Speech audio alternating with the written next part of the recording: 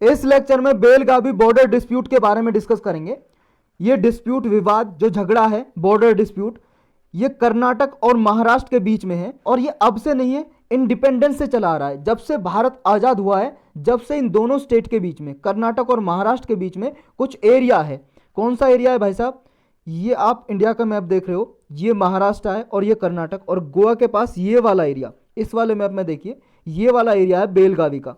इसको लेके महाराष्ट्र और कर्नाटक के बीच में ये अनबन चलती रहती है, डिस्प्यूट यानी कि झगड़ा चलता रहता है। महाराष्ट्र बोलता है कि इस बेलगावी को महाराष्ट्र में मर्ज कर दिया जाए, महाराष्ट्र की एक डिस्ट्रिक्ट बनाया जाए, लेकिन अभी है किसके पास? अभी कर्नाटक के पास है, कर्नाटक में मिला हुआ है। तो ये डिस्प्यूट चलता रहता है।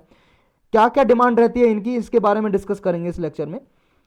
आप सबको पता है 1956 में रीऑर्गेनाइजेशन ऑफ स्टेट्स एक कमीशन बैठा भाई साहब, इसने एक एक्ट बना, इसने जो स्टेट्स हैं उसको लिंग्विस्टिक लाइन पे बनाने की बात करी। लिंग्विस्टिक का मतलब भाषा के आधार पे, कि अगर एक एरिया में अलग भाषा है तो एक अलग स्टेट बनाया जाए, क्योंकि बहुत सारे लोगों की डिमांड उठ रही थी अलग स्टेट बनाने की। तो ये एक एक्ट आया, रीऑर्गेनाइजेशन ऑफ एक्ट 1956 का, तो भाषा के आधार पर फिर स्टेट बनाए गए।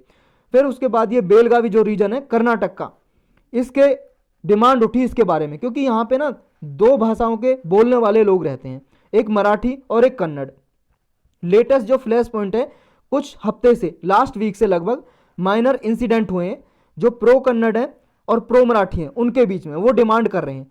देखो जहाँ पे मराठी पीपल भी रहते हैं जो मराठी बोलते हैं, मराठी भाषा, और महाराष्ट्र में मराठी बोली जाती है, और कन्नड़ भाषा बोली जाती है आपकी कर्नाटक में, तो यहाँ पे कन्नड़ भाषी लोग भी रहते हैं, लेकिन ज़्यादा पॉपुलेशन है मराठी पीपल की। तो महाराष्ट्र डिमांड करता है कि इसको इसमें मिलाया जाए, तो ये इनकी फिर से डिमांड उठी है।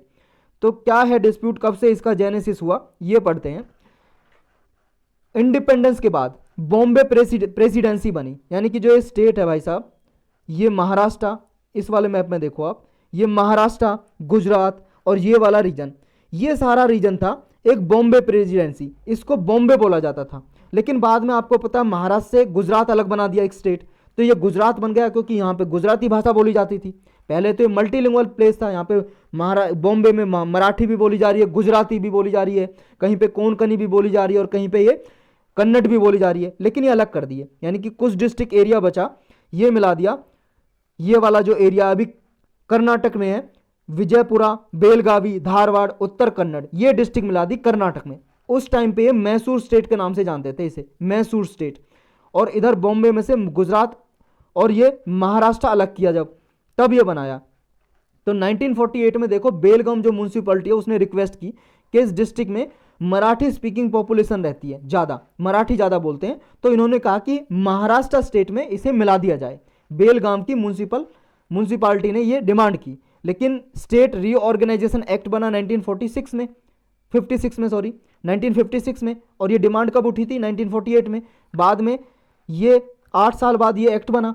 इसमें स्टेट को जब डिवाइड किया गया लिंग्विस्टिक और एडमिनिस्ट्रेटिव लाइन पे, तो बेलगाम और 10 तालुक बॉम्बे स्टेट में जो पहले आते थे वो मैसूर स्टेट का पार्ट बना दिए, और मैसूर का नाम 1973 में कर्नाटक रख दिया, इसका कर्नाटक राज्य बन गया। तो ये झगड़ा तब से शुरू हुआ। बेलगाम और 10 तालुक जिनमें मराठी पॉपुलेशन बोलने वाली ज़्यादा रहती थी, वो मैसूर स्टेट में मिला दिया, यानी कि कर्नाटक में। ये डिस्प्यूट तब से और ज़्यादा अराइज हो गया, उठ गया। फिर एक महाजन कमीशन की रिपोर्ट आई थी। देखो जब ये रीऑर्गेनाइजेशन ऑफ स्टेट कमीशन की रिपोर्ट आई थी तो इसने ताल्लुक मिलाए थे, कन्नड़ स्पीकिंग यहाँ पे रहती थी पॉपुलेशन 50% से ज़्यादा मैसूर में, इसका ये कहना था। तो इसमें ये मिला दिए जाने चाहिए मैसूर स्टेट में, तो इनका मैसूर स्टेट में मिला दिया गया इनको। लेकिन जो विरोधी थे ओपोनेंट्स, उनने विरोध किया कि मैसूर स्टेट में नहीं मिलाए जाने चाहिए भाई साहब, यहाँ पे पॉपुलेशन रहती है कन्नड़ बोले जाने वाले लोगों से ज़्यादा यहाँ पे मराठी पीपल रहते हैं, मराठी जो बोलते हैं, तो इसको महाराष्ट्र में मिलाया जाना चाहिए। तो इनकी ये डिमांड उठी। सितंबर 1957 में फिर बॉम्बे गवर्नमेंट ने ये डिमांड फिर दोबारा से सेंट्रल गवर्नमेंट के पास रखी। तो ये इस डिमांड को देखते हुए फिर एक महाजन कमीशन बैठाया गया। चीफ जस्टिस थे हमारे फॉर्मर चीफ जस्टिस मेहरचंद महाजन, उनकी अध्यक्षता में ये कमीशन बैठा 1966 में, अक्टूबर 1966 में। तो 1966 के बाद इसने 1 साल बाद रिपोर्ट दी अपनी, इसने रिकमेंडेशन दी, सिफारिश, अगस्त 1967 में। इसने कहा कि 264 जो विलेज हैं, 264 विलेजेस गांव, ये महाराष्ट्र में मिलाए जाने चाहिए, और जो बेलगाम और 247 विलेज ये कर्नाटक में मिलाए जाने चाहिए। लेकिन भाई साहब डेवलपमेंट क्या हुआ लेटर, महाराष्ट्र ने ये रिपोर्ट रिजेक्ट कर दी।